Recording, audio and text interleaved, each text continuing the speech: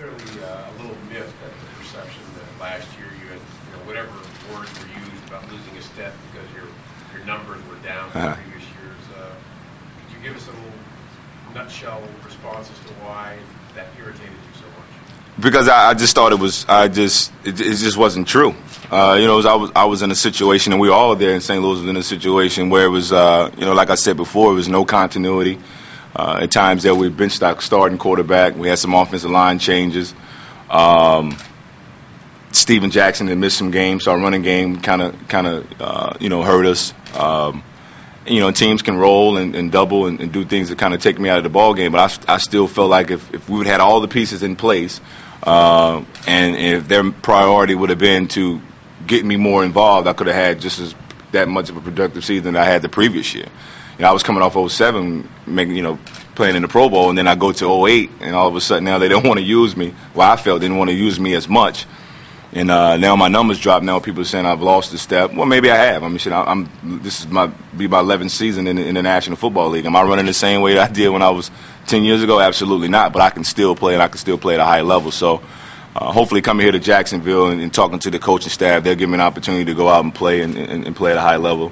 And now it'll be up to me just to go out and contribute and do what I've always done. Do you think a 1,000-yard season and/or a Pro Bowl type year is still in the cards for you? Oh, absolutely, absolutely. That's the way I've always thought. That's the way I train. That's the way I prepare.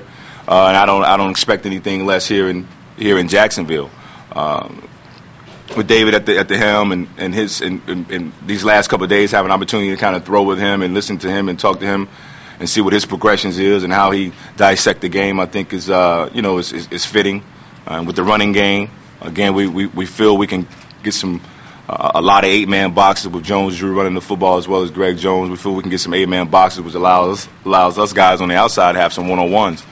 For a receiver, that's an ideal situation. So I think 1,000 yards, having many touchdowns and Pro Bowls, I think is still in the picture for Torry Holt. And not only for me, I was telling Mike Walker the other day, if we can keep him healthy. He's got to think and train in the Pro Bowl level. He's got to think that way, feel that way, talk that way, walk that way.